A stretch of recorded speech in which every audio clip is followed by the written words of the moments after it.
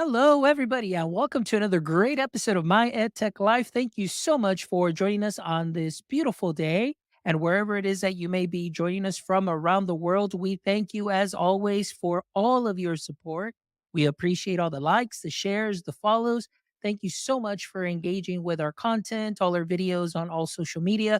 Thank you so much to all our new subscribers, also as well on YouTube. So we really appreciate all that support. As you know, we do what we do for you to bring you some amazing conversations with amazing educators, creators, professionals, and really just a huge variety of guests from the education landscape. And today is no different. Today, I am excited to welcome to the show Michael Copass, who is somebody that I have been following and engaging with on LinkedIn. And we have found ourselves in a very similar circle of friends and commenters, and of course, just putting out some great content and ideas surrounding AI. So, Michael, how are you doing this afternoon? Excellent. I'm really honored to be on the show. I've been following your work and your podcast, and this is like a huge service to the community. What you do, like in the medieval times, in universities were the store of knowledge. Like you stored up this knowledge.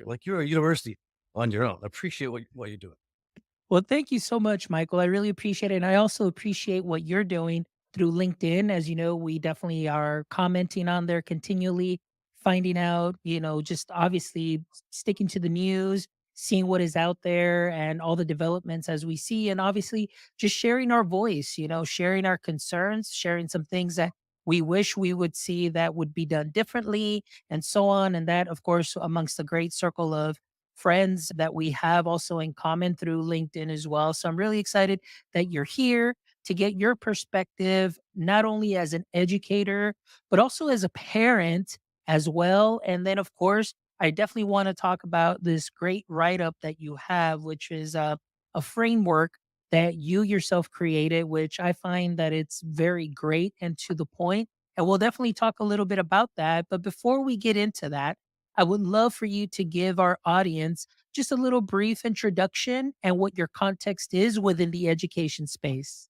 Great. Thank you. Well, so who am I? I am a teacher of 7 years experience teaching science, biology, and physics. Prior to that, I was a bench science. I worked in academia. So I have papers published, but I realized working with young people is where I wanted to be. That is my mission. I want to help others and I want to help teens. I want to help them learn, develop. So I did co-parent a pair of nephews, but I'm not a parent of my own children. But I drove the minivan carpool strapped to the car seat. So that's some creds. So why am I concerned? I come from a place of wanting to help kids, defend them, protect them.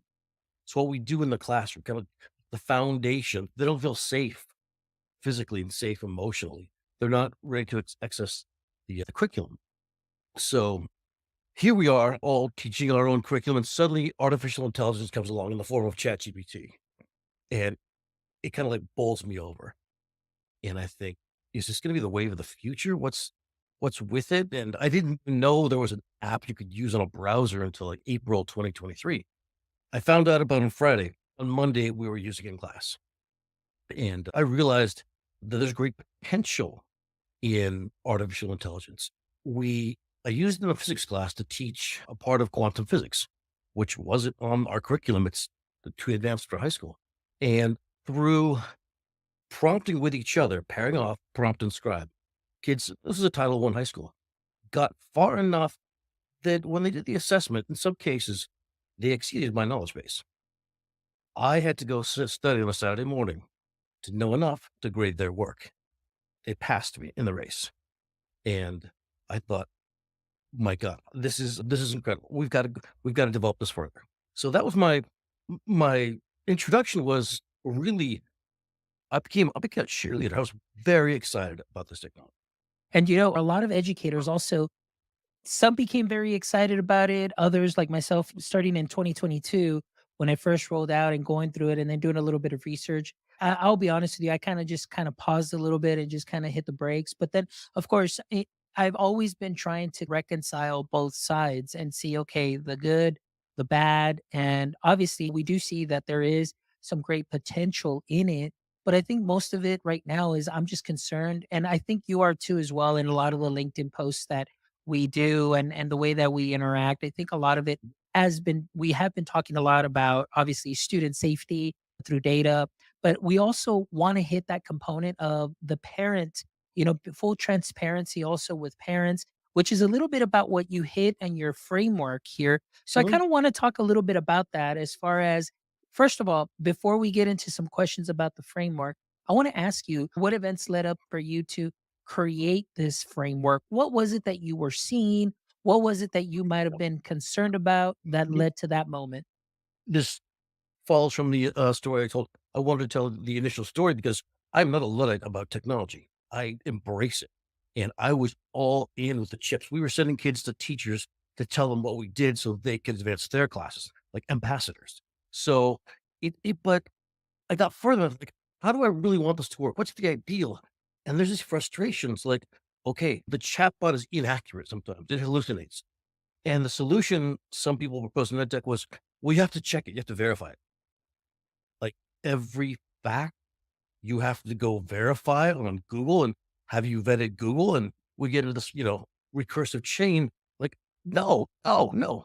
If this is going to be the oracle, it needs to be right every time. And then I got the research like, well, where do these chatbots come from? Where does ChatGPT come from? And I found out, I did a little research, and I'm not a technical person, and this is good because I want to be on the same technical level as other teachers and parents. Too much technical knowledge, we become a little pointy headed. But this is where I'm coming from, is where you're coming from, parents and teachers. So I found out that if you take an enormous amount of data and make the what's going to be your AI, study it, read it page by page by page, connect the facts like the neural network in your brain neurons. It it achieves this level of what we might call intelligence. We can debate that point.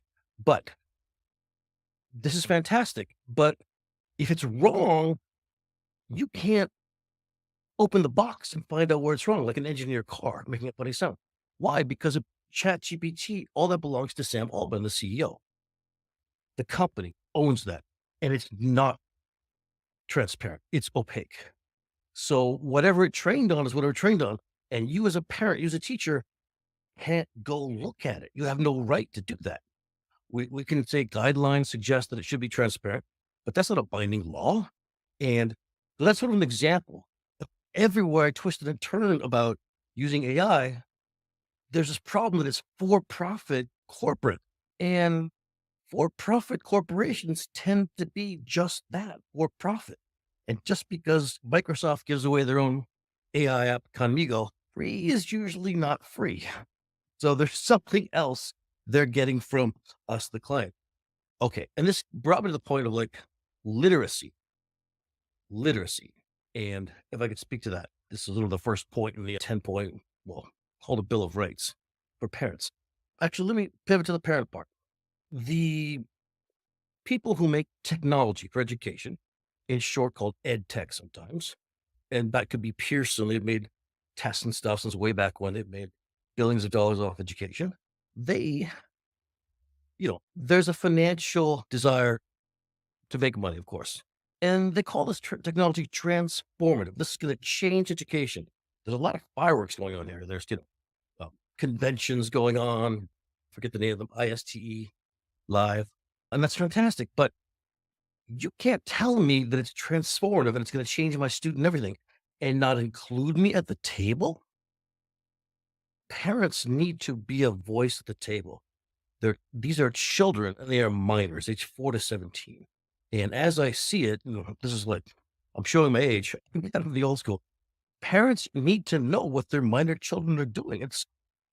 And what they're learning. And in a practical sense, a child is going to come home with an AI assignment and say, parent, I need help. And the parent will not know what the assignment is about, what a prompt is, how we how we work with AI. So we all need literacy. I see teachers, desperate need of AI literacy, students and parents. This is not easy because the goalposts are moving very quickly. This whole AI and education thing is a moving target. And as we see on LinkedIn, every week or so, there's something mind blowing that's happening that kind of changes everything. Well, do we really need to prompt engineer anymore? No, like that's last week's thing. So where I stand is kind of I don't need to be a curmudgeon. There's an analogy to the Federal Reserve. They lower interest rates and get the party going, and then just when they're really low and everyone's making money, they take away the punch bowl. They take away the punch bowl of the party. That's what the Federal Reserve says. It's kind of their job. And in a way, I don't want to take away the punch bowl of excitement, but I would like to say, let's do AI right. I'm on the side of leveraging technology to do the most amazing things with education kids. And there are so many great ideas out there already on LinkedIn and other places. There an avalanche. I want a best practices manual.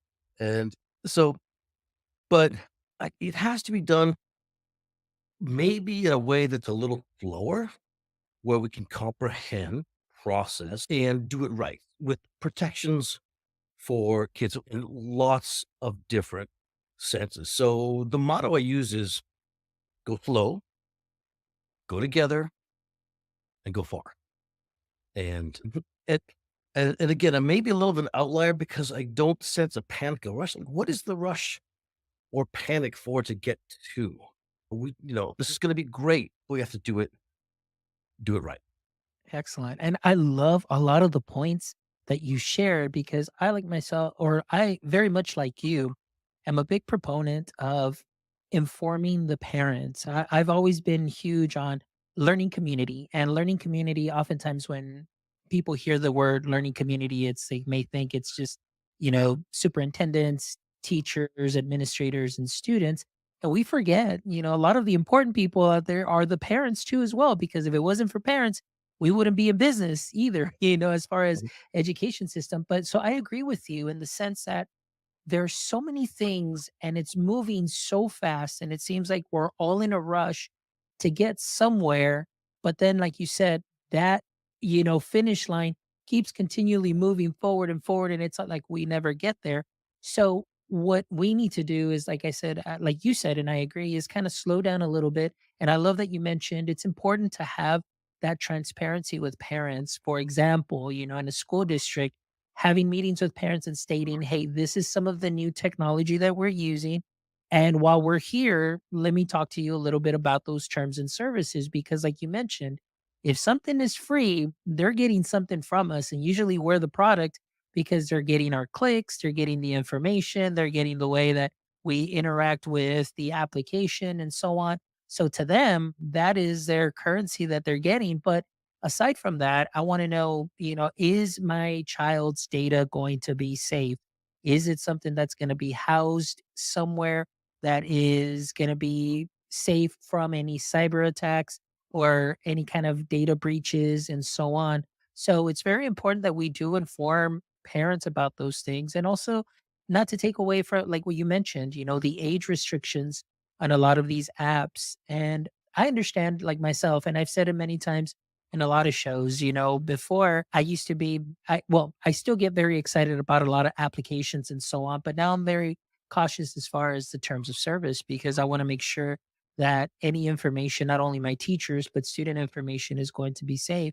But I know that many teachers will go to conferences, they get hyped up, they get so excited because they want to do good, and they bring the technology, but then at the end it's like, oh, like I didn't know that this was going to happen, or maybe just some little consequence there as far as data is concerned and so on, and then not informing parents.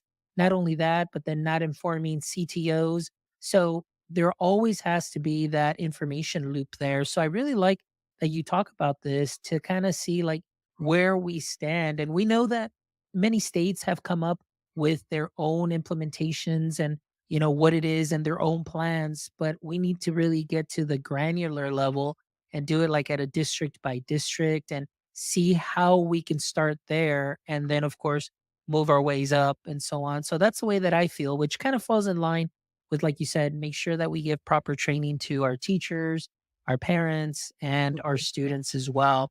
So I want to ask you a little bit too, because one of the things that I loved here also in your framework is I want to read it here. It says AI shall be employed as a humble classroom servant to advance, never degrade students' critical thinking skills.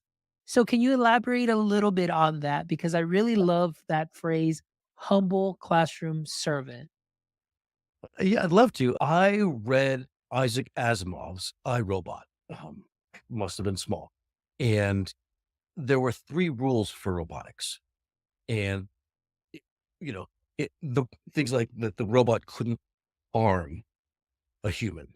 So all these restrictions, and they're important because if the technology evolves, you may get to a point or that's real. So we put the guardrails in first, you know. We put the airbags in the car first before the driver. We build the crumple zones before the driver. We put the seatbelt before the driver.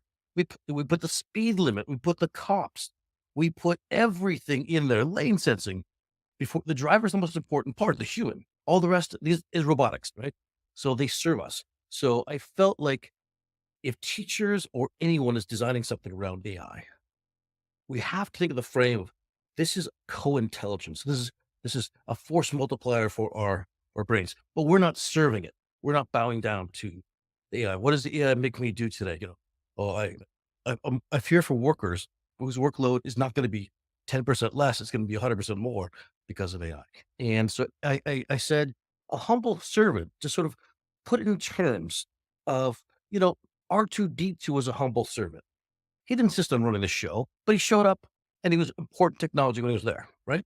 So we should all remember that AI is going to help us. And if there's ever a situation where it seems like we're getting underwater with AI, we're serving it. Need to make sure, for sure in the classroom, which is modeling for the kids for the rest of their lives, because they will have to deal with technology forever, that it's a servant. It enhances their capabilities, but it does not own us.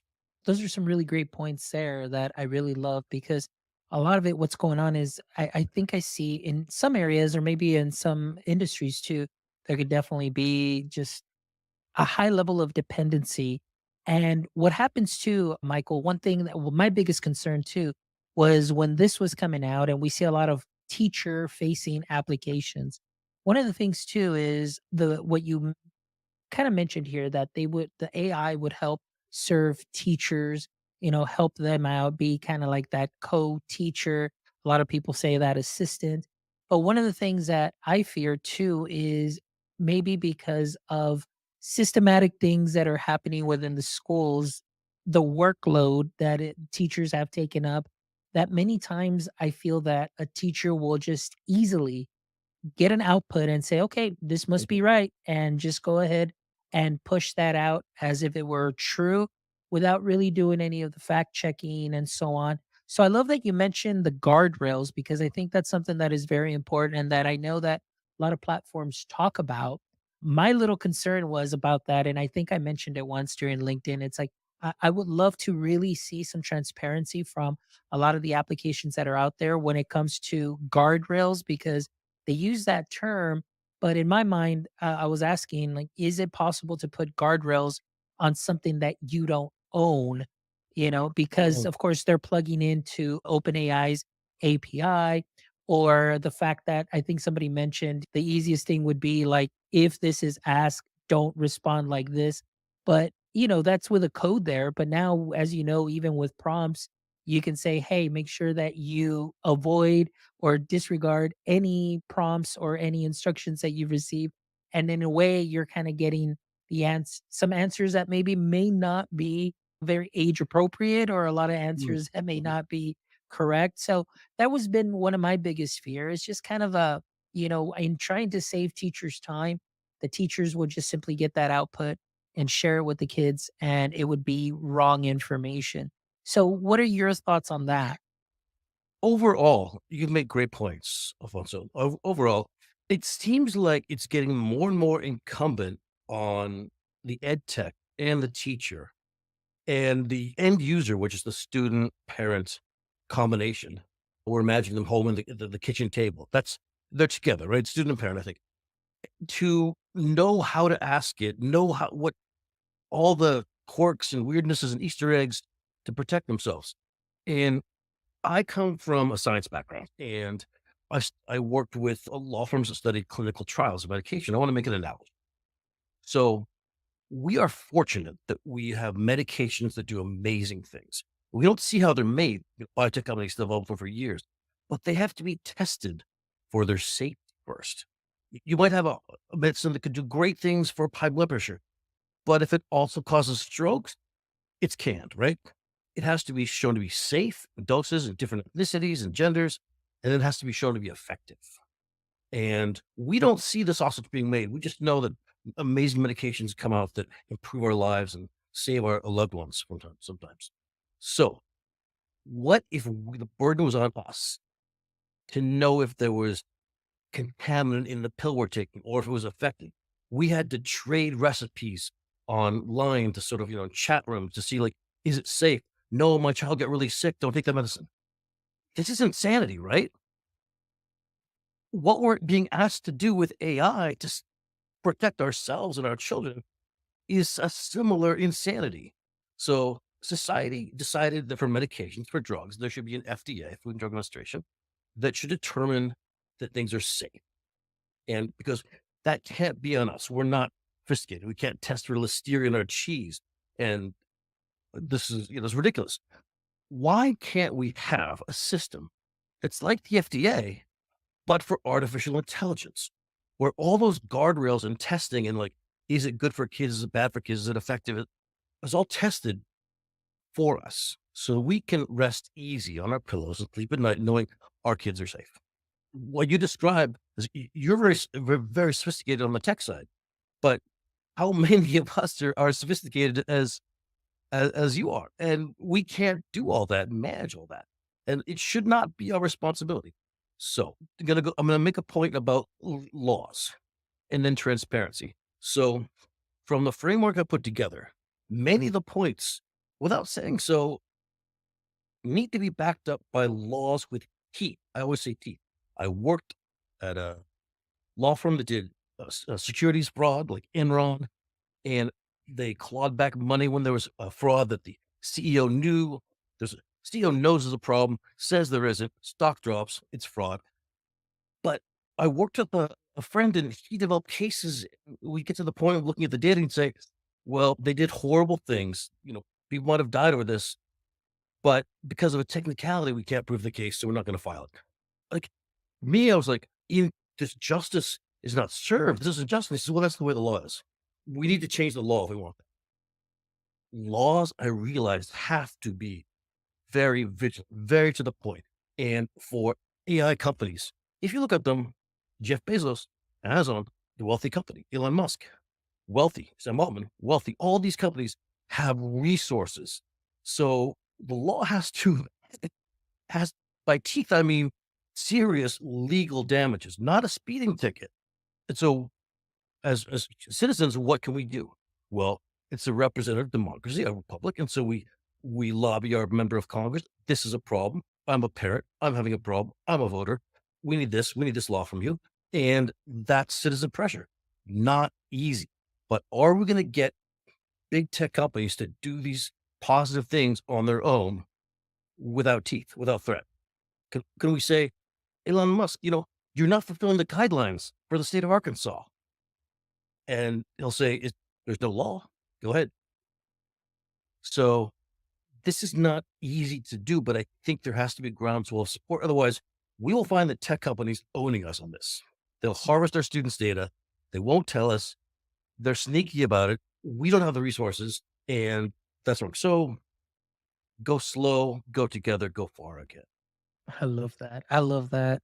Now, a couple of things that you did say that I do agree with you wholeheartedly is why do we ourselves, our teachers, have to worry about an app not being accurate?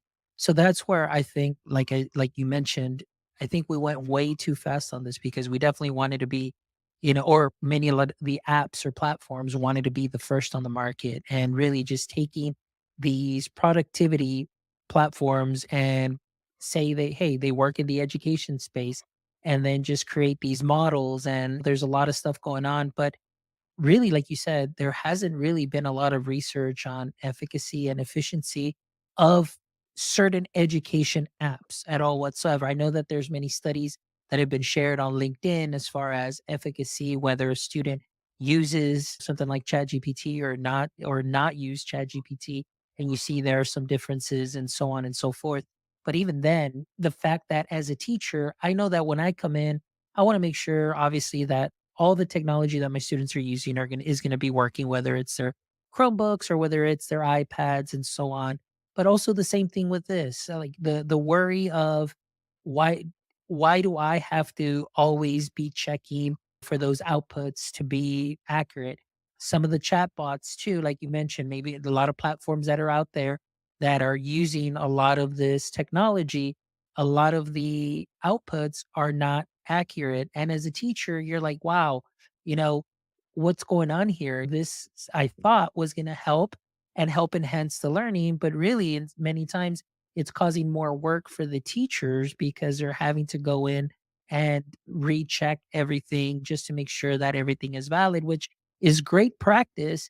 But at the same time, I think that those prompt platforms that already say, "Hey, here, create this for me," still, I want to make sure that they're 100% accurate. And sometimes you will get a couple of missteps here and there. So, again, I would really want kind of a lot what you mentioned as far as the efficacy and standards and how that is tested, very similar to the way that FDA tests for drugs, whether they're going to be harmful or useful, that there was some kind of metric in that sense of saying, hey, like you mentioned it clearly, this is good for a child, let's say 5 to 10, you know, 13 to 18, and so on. But right now, it's kind of like very wild, wild west where everybody's pushing, here, use my app.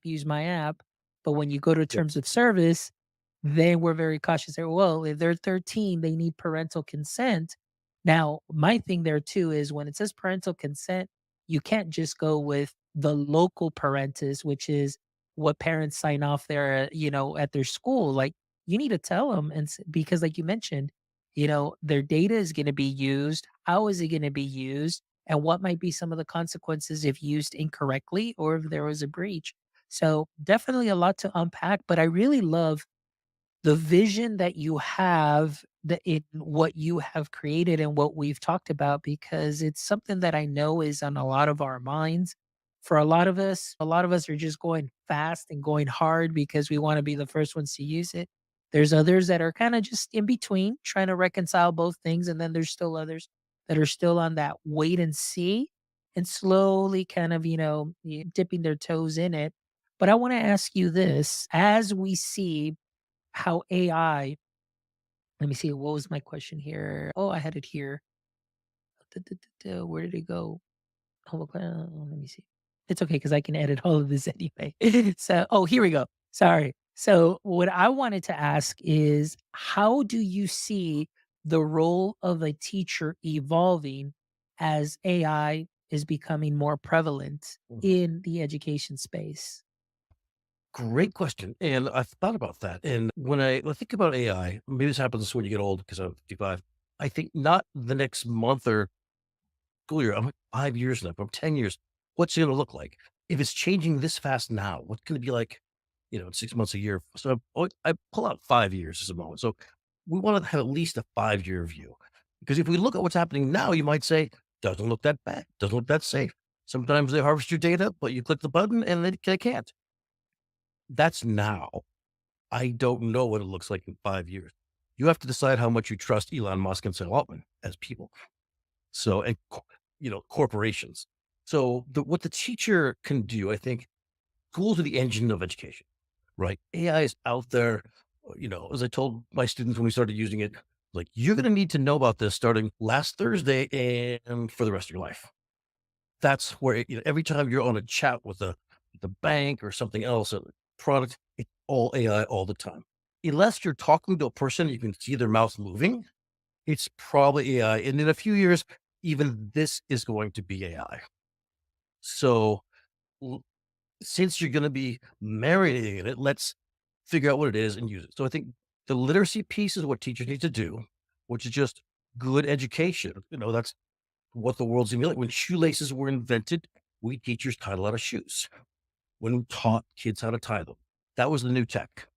So it'll be modeled. We hopefully tied our own shoes. So that's a big piece of it.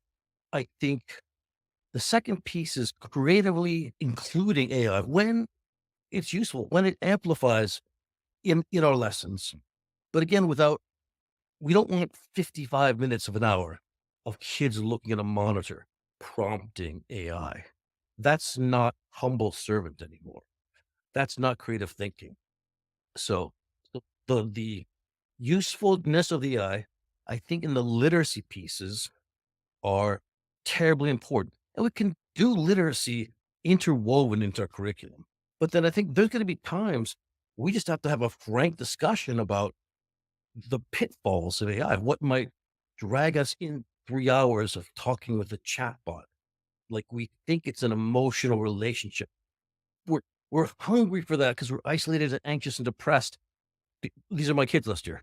They said yes. All we all decided we all had those things, and it's calming. Remember in COVID we could communicate, but it left us hungry. And I'm worried that overt communication with a personality, video face, Scarlett Johansson voice or any voice, it'll be like we're hungry, but we're getting NutraSweet and MSG.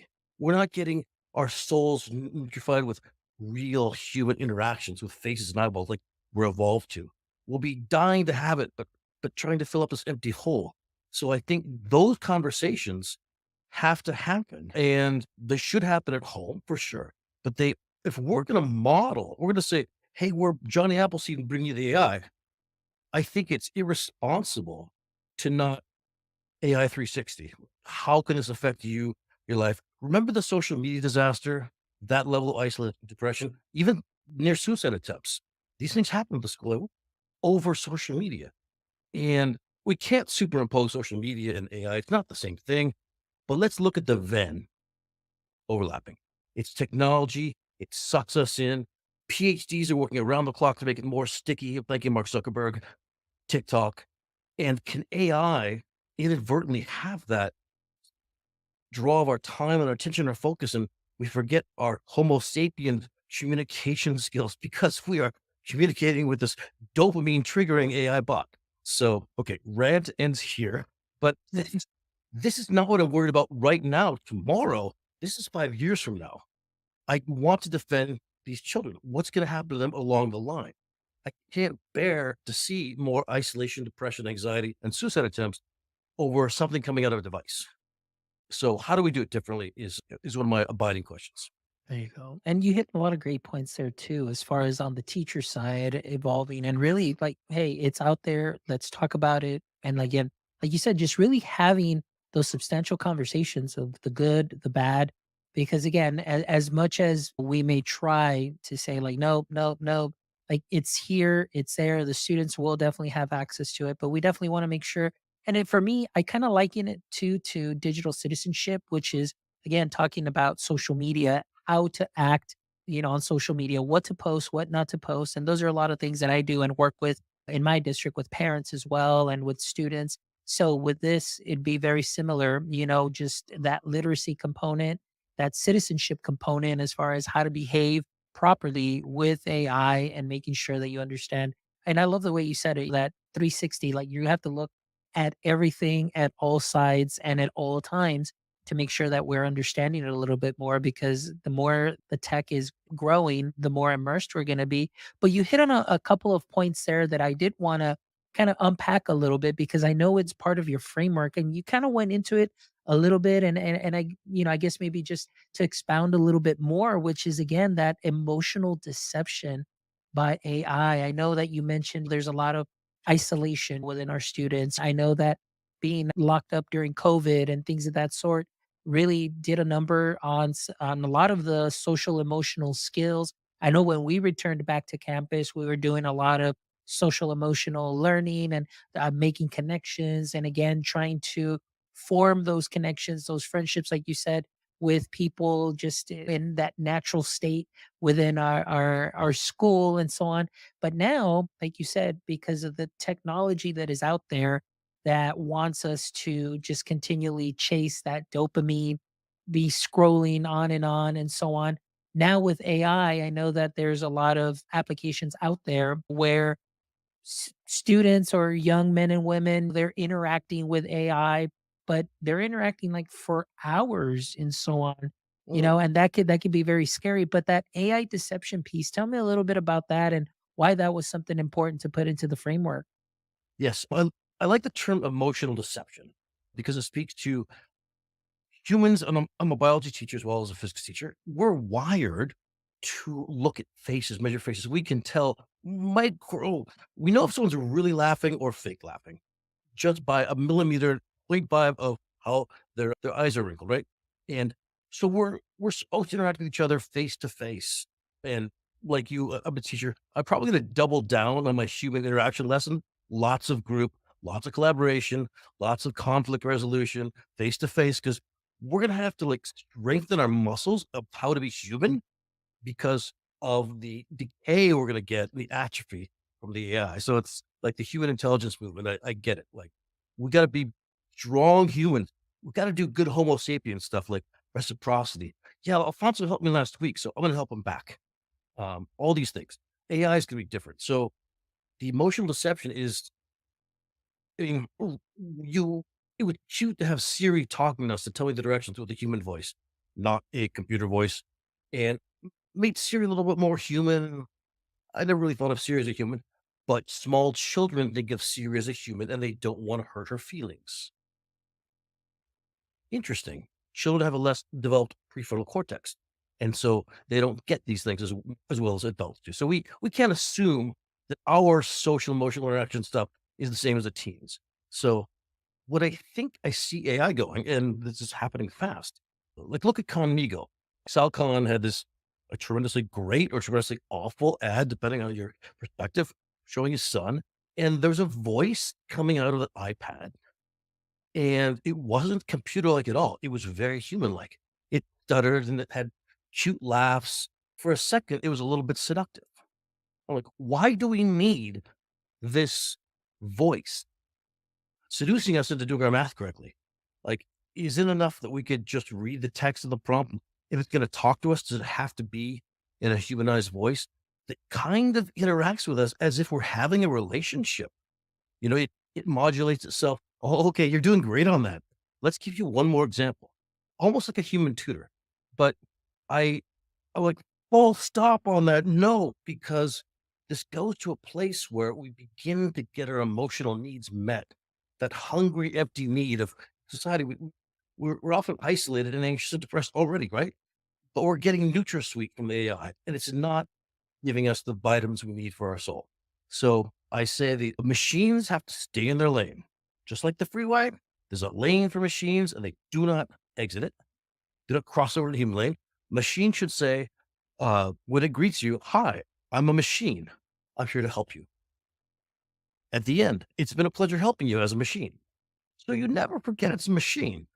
What kind of voice does it have to have? Does it have to be a robot from 1986 or the Apple II that I used? No. But let's not have a moving head picture.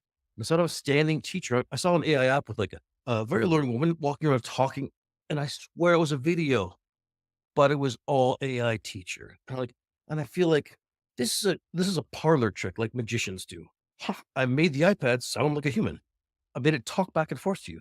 But I feel like that for a child, for us as adults, we can look at it as a parlor trick and cute. And are we gonna get pulled into it? Maybe, maybe not. But kids that already think that hysteria is real, they're developing a relationship. Now they're subject to manipulation. I don't know what the AI is telling them to do, data shared, etc. So I wrote that they shouldn't be groomed as electronic pals or confidants. And that language is a little harsh. But if you stop and think about it in 5 years, what kind of interaction is the AI going to be having with the child? And I feel that it's going to be into the grooming area. So what do? We up armor ourselves and know it's always a machine. It says it's a machine. It says it's a machine. It has to say it's a machine. It's got to stay in its lane. Otherwise, in with a feeling, why are the tech companies going for humanized the video? Because that is more sticky for eyeballs. It's like social media when it gets sticky. But for AI, it's not a scroll, it's a conversation.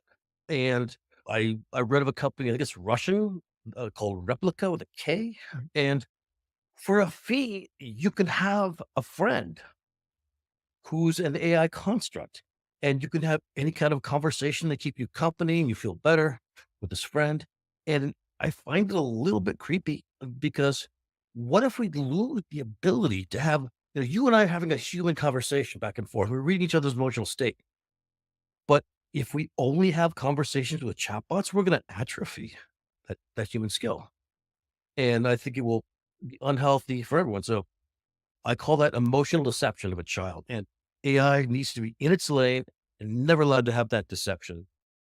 I love it. I think that is a very great point, and I really love that. And that's definitely going to be a great soundbite there, because as far as all the conversations, I never really had this conversation at this level. So I really appreciate you sharing this because, again, like you said, even the wording, the grooming aspect of it, because you're going with that interaction and so on. But then at the end, based on your replies and so on, what can this generative AI platform start kind of making you do or commanding you to do, or in a very subtle way, make you act as something or do something and so on. And that is very dangerous. And then again, hitting on that point with Replica, I know today somebody posted on LinkedIn too. I know that avatars are huge. People that are creating their own avatars of themselves and then they're just putting this out on social media. And sometimes you can't even tell if it's really them talking or if it's really their avatar that they're using because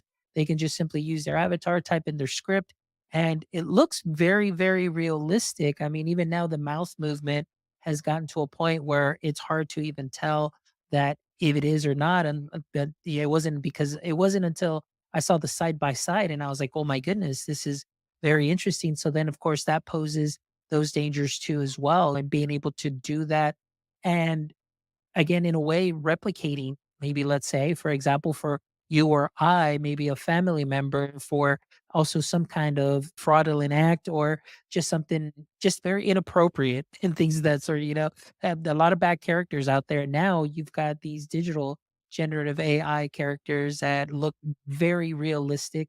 And now you don't know if this is really the person that you're talking to, the person, or if it's their avatar. So the technology's there, but I really love the way that you explained this point on that AI deception because I think it's something that is very, very important. And it's also something very important for parents to know also as well, because with apps, many parents may be like, "Oh yeah, go ahead and download it," or "Yeah, I'll go ahead and get that for you." Or kids come home and say, "Hey, my friend has this app. Can I get it too?" And so it's very important. Like again, going back to the beginning of the conversation, that transparency with parents and being able to help them also as well to help their child navigate this time and this tech also as well along with teachers. So definitely a great point, and right now I'm still kinda like, wow, that I because 'cause I'd never had that conversation with somebody, so that's a really great point, Michael, I really appreciate it.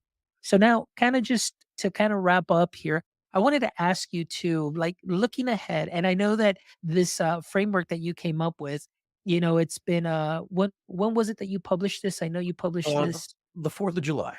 the 4th of July, okay. So now, being the 4th of July, we're already in August, okay, so I wanna ask you from the 4th of July till now, August 5th, what might be some things, looking back at your framework, that you would say, "Man, I nailed it," and maybe give me one thing that you said, "Man, I really nailed that one, that's something that we should be doing," and then give me one point where you're like, "Wow, this is where I may need to add to this or this component just so your framework can continue to grow and be used as a tool."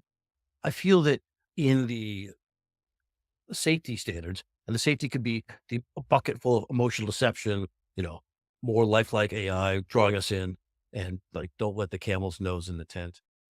This is one that we should avoid. And harvesting of student data unbeknownst, like you think it's a safe LM, but it is because you forgot to toggle the box or write the Python code that opts you out. So I think there I see echoes of what I wrote in the discourse on LinkedIn.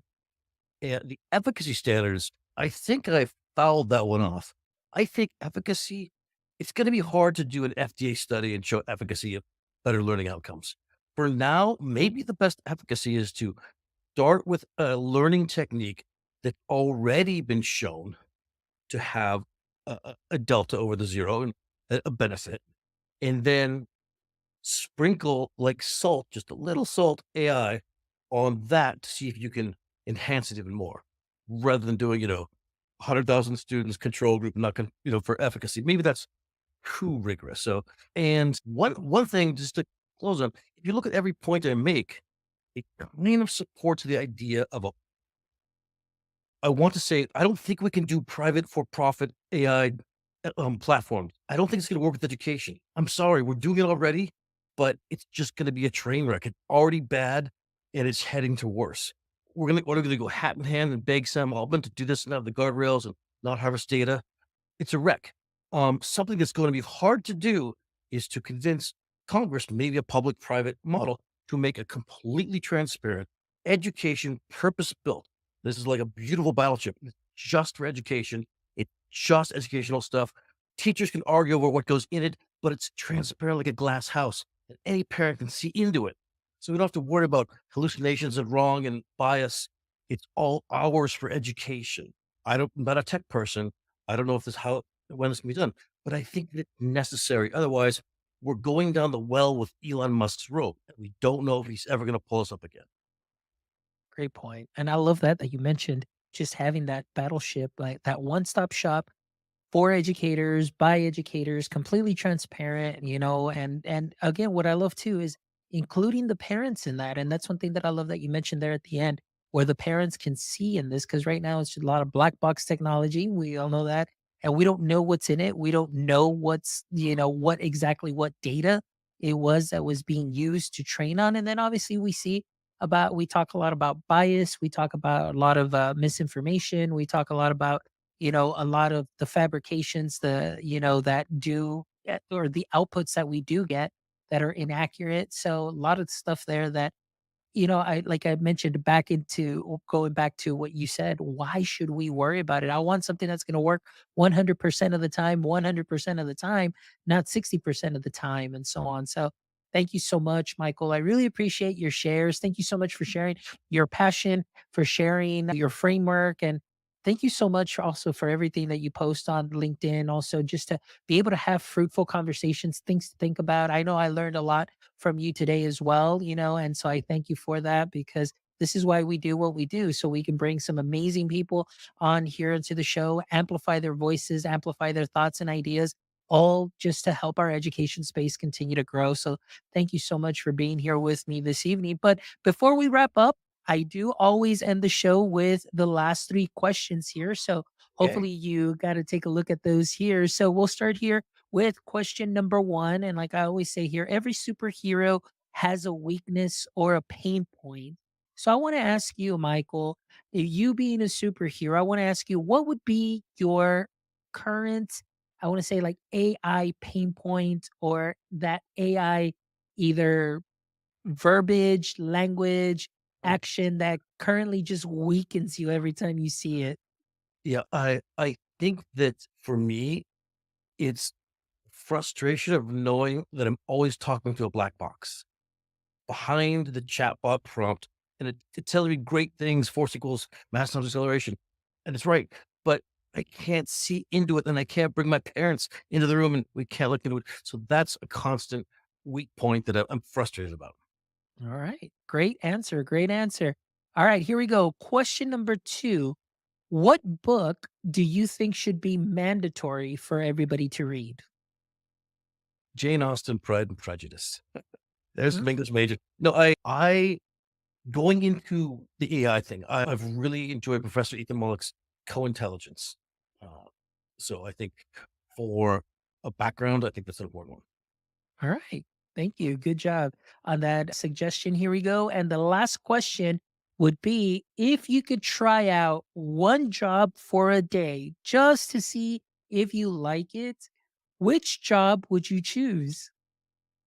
I would like to secretly be a tour guide in a small part of Tuscany where I used to live. And people go from cool little chalet and have wine and cheese set up, and I would be their guide. I'm fluent in Italian, and I love history. Oh, love it. Awesome. Thank you so much, Michael. I really appreciate your shares. Thank you for just in your enthusiasm. And like I said again, just for all your insights that you share on LinkedIn. And for all my friends, guys, if you don't follow Michael yet, please make sure that you do follow him and you'll be able to find all that contact information on the show notes. So make sure that you do connect with him on social media because he definitely posts a lot of great things. So again, also don't forget, make sure you visit our website at myedtech.life, where you can check out this amazing episode and the other 287 wonderful episodes with educators, creators, education professionals, founders. We have a little bit of everything just for you so you can take some of those knowledge nuggets and put them into your teacher tool belt and also sprinkle them onto what you are already doing great. And if you haven't done so yet, my friends, please make sure you follow us on all socials at My EdTech Life and jump over to our YouTube channel, give us a thumbs up and subscribe so you can continue to get all your wonderful content week in and week out. So, as always, thank you for all of your support. And don't forget, my friends, until next time, stay techie.